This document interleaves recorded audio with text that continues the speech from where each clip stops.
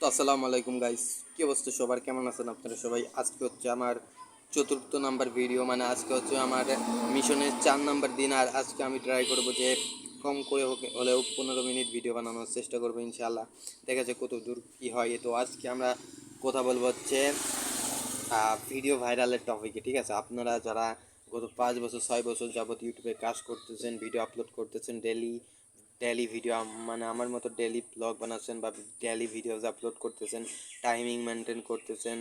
অনেকেই অনেক ক্রিয়েটারের ভিডিও দেখছেন যে আপনাকে বলতেছে টাইমিং, আপনি ধরেন 2টার সময় ভিডিও আপলোড করেন, তো আপনাকে বলতেছে প্রত্যেক দিন 2টার সময় ভিডিও আপলোড করতে। বাট আপনি 2টার সময় ঠিক শিডিউল করে ভিডিওটা আপলোড করতেছেন, তারপরেও আপনার ভিডিওতে কোনো প্রকার ভিউজ আসতেছে না, না কোনো প্রকার ইমপ্রেশনই আসতেছে না আপনার ভিডিওতে। তো এই সমস্যা থেকে আপনি কিভাবে বাইরে বেরোবেন, এবং আজকে আমরা ফুল এক্সপ্লেন করব যে এই সমস্যাটার কারণ কী এবং এই সমস্যাটা সমাধান কিভাবে করবেন। ঠিক আছে, আমি আপনাকে সম্পূর্ণ ডিটেলসে বলার চেষ্টা করব, মানে যতটা ইজি হয় ততটা ইজিতে বোঝানোর চেষ্টা করব। ঠিক আছে, তো প্রথম কথা, আপনার ভিডিও থাম্বনেল। ঠিক আছে, আপনার ভিডিওটা যেরকমই হোক না কেন, সর্বপ্রথম আপনার যে জিনিসটা দরকার সেটা হচ্ছে আপনার ভিডিওর থাম্বনেল। আপনার ভিডিওর থাম্বনেল যদি ভালো হয় তাহলে আপনার ভিডিও 100% ভাইরাল হবে। দ্বিতীয় যে বিষয়টা সেটা হচ্ছে আপনার ভিডিওর টাইটেল। হ্যাঁ, আপনার ভিডিওর টাইটেলটা যদি ঠিক হয়, মানে আপনার ফোনে যদি ChatGPT ইনস্টল থাকে, তাহলে আপনি যেই থাম্বনেলটা দিতে চাচ্ছেন সেই থাম্বনেলটা ChatGPTর কাছে দিয়ে এটা বলতে পারেন যে আমার এই থাম্বনেলটা এই ক্যাটাগরি বা এরকম ভিডিও আমি বানাইছি, এইটার জন্য পারফেক্ট কি না। যদি পারফেক্ট না হয়ে থাকে তুমি আমাকে ইমোশন কিছু ইমোজি অ্যাড করে দাও, বা থাম্বনেলটা আরও বেটার করে দাও, যাতে আমি আমার ভিডিওর জন্য ইউজ করতে পারি। এরকম আপনারা করতে পারেন, এটা আমার ওপিনিয়ন। বাট আপনারা কি করবেন সেটা আপনাদের বিষয়ে, এটা হচ্ছে আমার ওপিনিয়ন। ঠিক আছে, আমি এরকমটা করে থাকি মাঝে মধ্যেই।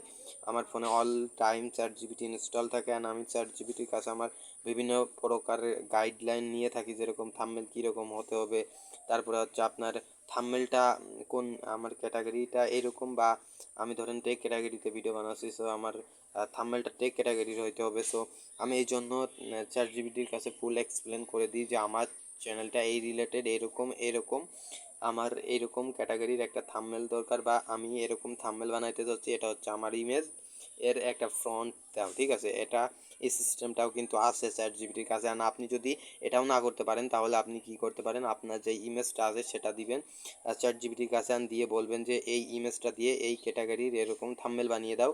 না হলে আপনি কি করতে পারেন, আপনার ভিডিওটা ধরেন আপলোড দিলেন, ঠিক আছে, ইউটিউবে আপলোড দিবেন। সর্বপ্রথম আপলোডটা দেওয়ার পরে অবশ্যই খেয়াল রাখতে হবে আপলোড দেওয়ার আগে, ঠিক আছে, অবশ্যই খেয়াল রাখতে হবে আপলোড দেওয়ার আগে ভিডিওটাকে আনলিস্ট করে বা প্রাইভেট করে রাখতে হবে।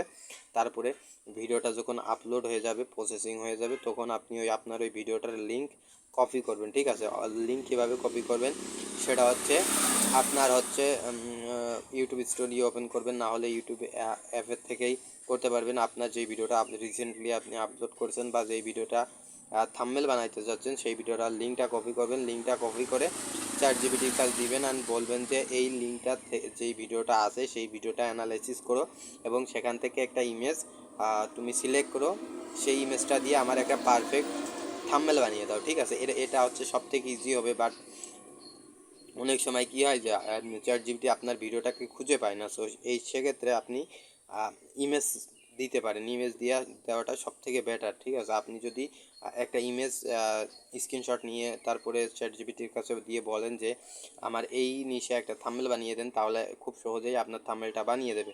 তাছাড়া ChatGPT বা জেমিনাই আছে, জেমিনাই ফটোগুলো বেশি ইনহ্যান্স হয়, মানে হচ্ছে আপনার জেমিনাই দিয়ে আপনি যদি কোনো থাম্বনেল বা কোনো ছবিটাকে ইনহ্যান্স করেন, বা বলেন যে আমার এই ছবিটাকে 3D 4Dতে কনভার্ট করে দাও, তাহলে ChatGPTর থেকে জেমিনাই বেশি বেটার একটা রেজুলেশন দেয়, বা বেটার কিছু প্রোভাইড করে। সো আমি আপনাকে বলবো, আপনি যদি এআই দিয়ে থাম্বনেল বানাইতেই চান তাহলে আপনি জেমিনাই ইউজ করতে পারেন। তো তৃতীয় যে জিনিসটা সেটা হচ্ছে আমাদের ভিডিও ভাইরাল হওয়ার তৃতীয় নম্বর যে জিনিসটা আছে সেটা হচ্ছে আমাদের কন্টেন্ট সেন্সিটিভ। বলতে আমি বোঝাচ্ছি আপনার কন্টেন্ট, ঠিক আছে?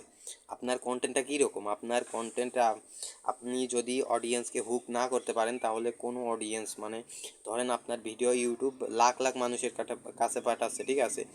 লাখ লাখ মানুষ, হয়তো 1 লাখ মানুষের কাছে যদি পাঠায় আপনার ভিডিওটা, আপনার থাম্বনেলটা ভালো, অবশ্যই 10-20 30-40 হাজার মানুষ আপনার ভিডিওটা দেখবে, বাট আপনার থাম্বনেল ভালো, টাইটেল ভালো, কিন্তু আপনার ভিডিওটা ভালো না, ঠিক আছে? আমি আপনাকে বলতেছি, আপনি এটা খেয়াল করবেন। আপনার থাম্বনেল ভালো, আপনার টাইটেলও ভালো, বাট অডিয়েন্স আপনার ভিডিওটা থাম্বনেলটা দেখে আপনার ভিডিওর উপর ক্লিক করতেছে, কিন্তু আপনার ভিডিওতে কোনো প্রকার ইমোশন নাই, কোনো প্রকার এঙ্গেজ নাই, কোনো প্রকার কোনো এডিটিং নাই, বা এমন কোনো ফিল আপনি দিতে পারতেছেন না যে আপনার অডিয়েন্স আপনাকে আপনার ভিডিওটা দেখে হুক হচ্ছে। এটা যদি না করতে পারেন, তাহলে আমি আপনাকে বলে রাখি, আপনার ভিডিও কখনোই ভাইরাল হবে না। আপনি যত প্রিমিয়াম থাম্বনেলই বানান না কেন, যত প্রিমিয়াম টাইটেল ট্যাগই দেন না কেন, আপনার ভিডিও কখনোই ভাইরাল হবে না যতক্ষণ না আপনার ভিডিওতে আপনি হুক দিচ্ছেন, ঠিক আছে? হুক বলতে বোঝাচ্ছি, আপনি ধরেন আমি এই ভিডিওতে প্রথমেই বলছিলাম, আমার এই ভিডিওতে আমি প্রথমেই বলেছিলাম যে আজকে আমার 4 নাম্বার ভিডিও, মানে আমি গত 3 দিন যাবত ভিডিও বানাইছি। আমি একটা চ্যালেঞ্জ নিয়েছিলাম, চ্যালেঞ্জটা এরকম যে আমি গত 30 দিন, ঠিক আছে, গত 30 দিন 30টা ভিডিও বানাবো, এবং এই 30টা ভিডিও আমি 30টা ভিডিওর ভিতর থেকে যেই কয়টা ভিডিও ভালো লাগবে বা আপলোড দিতেও পারি, বাট নাও দিতে পারি, কিন্তু আমি হচ্ছে ভিডিও বানাবো। এটা করার কারণ ছিল আমি আমি নিজেকে এক্সপিরিয়েন্স বানাইতে চাচ্ছিলাম, মানে বানাইতে চাচ্ছি, এবং আমি নিজেকে ইমপ্রুভ করতে চাচ্ছি, যাতে আমি আপনাদের সামনে উপস্থাপন করতে পারি আরও বেটার, ভালো কিছু দিতে পারি, ঠিক আছে? এই জন্য আমি এই চ্যালেঞ্জটা নিয়েছিলাম। তো চ্যালেঞ্জের আজকে হচ্ছে 4র্থতম দিন, আর এটা হচ্ছে 4র্থতম ভিডিও, বাট আমার মনে হচ্ছে যে চ্যালেঞ্জটা হয়তো কমপ্লিট করা সম্ভব হবে বা নাও হতে পারে, কেননা এখনও আমি কনফিউজ যে এই জিনিসটা আমার দ্বারা হবে, আদৌ হবে কি না। আর এই জিনিসটা করা এতটা ইজি না। আমি এখন যেখানে বসে ভিডিও বানাইতেছি, আপনারা হয়তো আমার মাথার উপর দেখতে পারতেছেন, এটা হচ্ছে একটা দোকানের প্লেসের উপর বসে আমি ভিডিওটা বানাচ্ছি।